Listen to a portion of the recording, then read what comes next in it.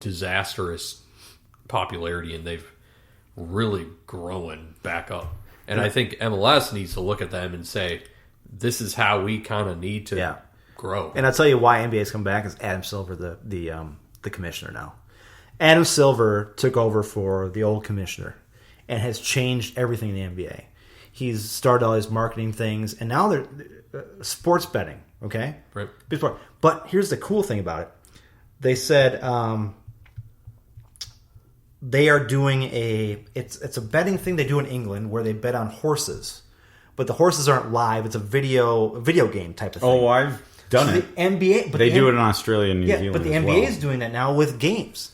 So there'll be a play in a game, and you'll be able to choose one of 4 options what happens in that play, and they'll show a clip, and then whatever happened, you win money. So the NBA is already going to that point. MLS could do the exact same thing with scoring goals. They do the exact same thing. Sure. I mean, what Adam Silver has done with the NBA is took it into the 21st century. Right. And Don Garber would do the exact same I don't want to get political, but there's no owners in the NBA anymore, apparently.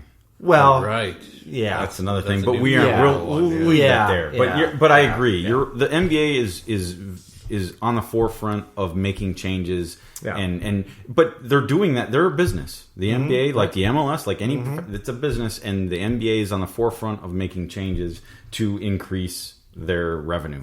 Bottom line. And the MLS could take a page out of that book. And I know I say revenue, but what I really should mean and should say is popularity. Because that's what you want as you were trying to grow the sport. Right. I will say this, though, about we're talking about, do more Minnesota United players deserve to be in the MLS All Star game? Maybe.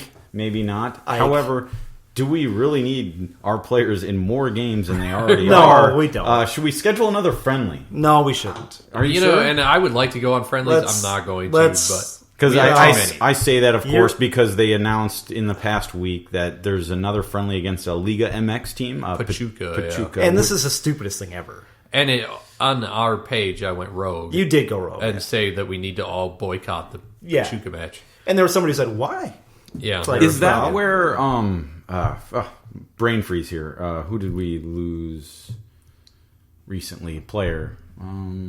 Dinladi got hurt. Yeah, Dinladi's hurt, but it was because his wife and his girlfriend. Romario. Yeah. He's playing for Pachuca. He is. So it's connection. It's just like when we had the friendly against Leon when Ibarra went to Leon. Yeah. So I mean, as a fan, I think that's kind of neat that they're organizing a friendly versus the team that Romario went to, but I just think we're going to be in the heat of playoff run, and there's absolutely no reason. But make no mistake, we're not going to see our top lineup in that friendly. We shouldn't. I would hope we see nobody our U15 goalkeeper. Seriously, and we might, and that's why I think it's a little bit overblown against the whole. Whoa, we don't need another game. Well, it's not another game; it's another friendly.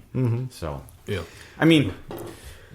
Again, we're talking about business and making money. You get another, even if it's not a sellout crowd, but if it's 9,000, 7,000 people in that stadium.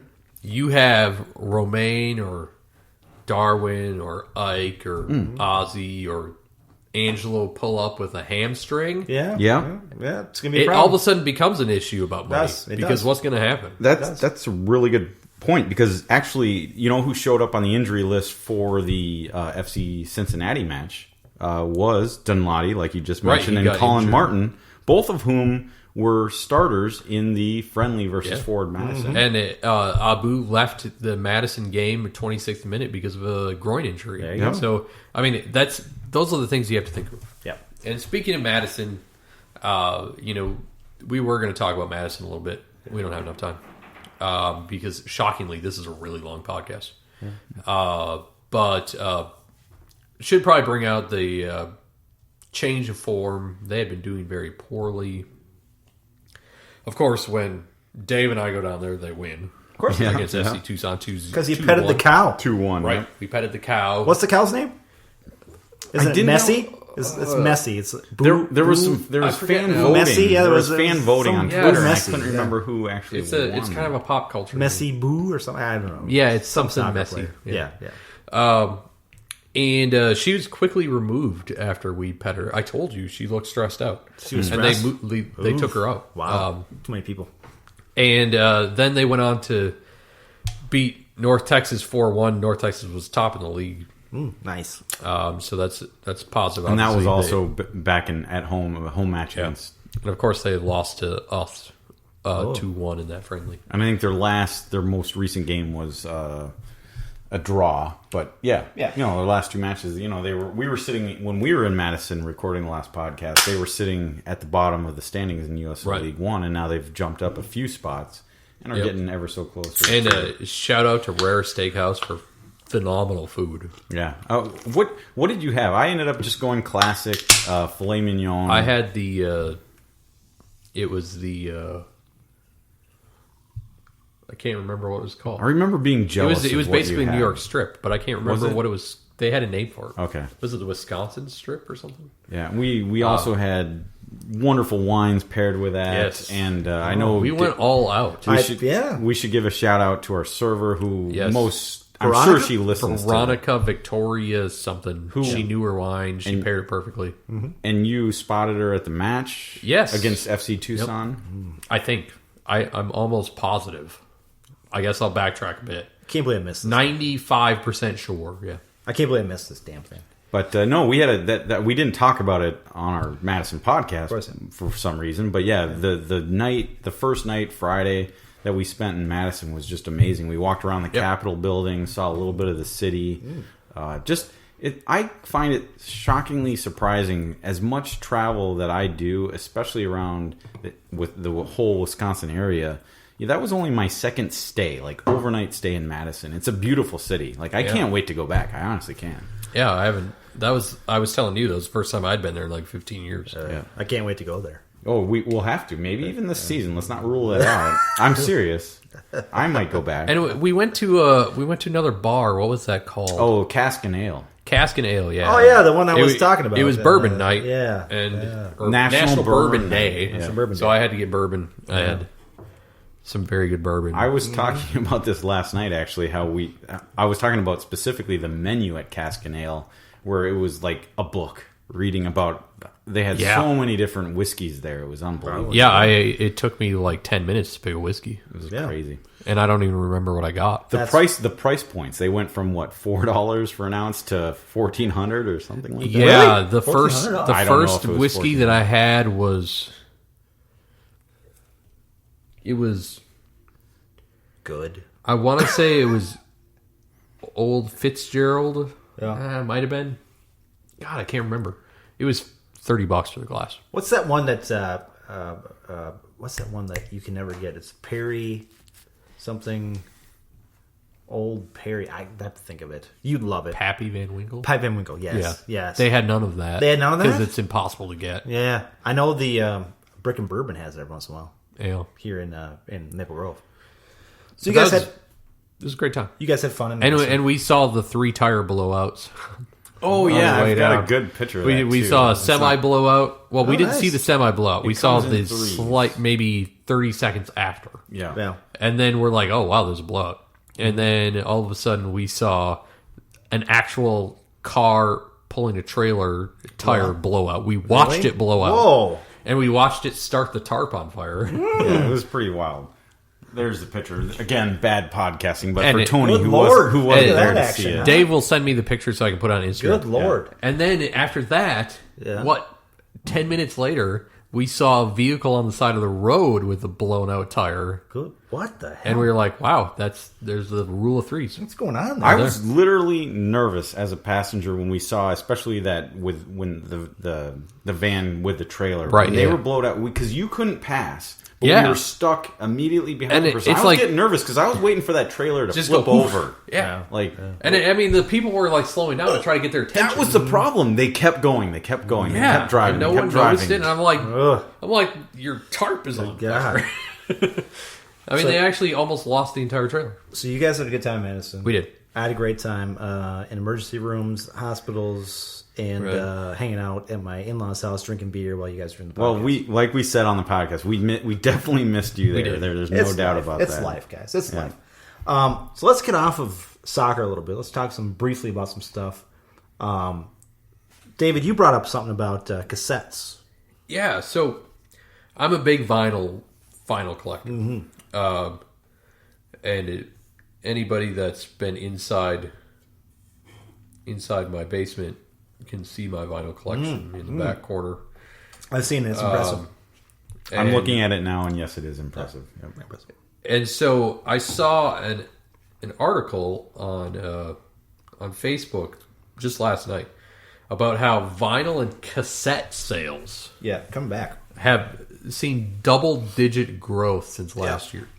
And so obviously I could talk about vinyl all day long, but vinyl's become very popular. But it was the cassettes that completely shocked me because I was like, cassettes? I don't even... My neighbor Rick has a boombox from like 1991 that he listens to music on. Are you talking like the big one with the speakers? No, it's not that big. It's about 24 inches. Has speakers on each side. Does he have dueling cassettes though?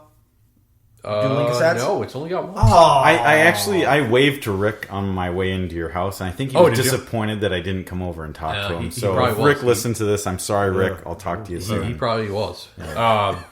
But that is the only media or only electronic format that I know of anywhere in the that I know of that plays cassettes.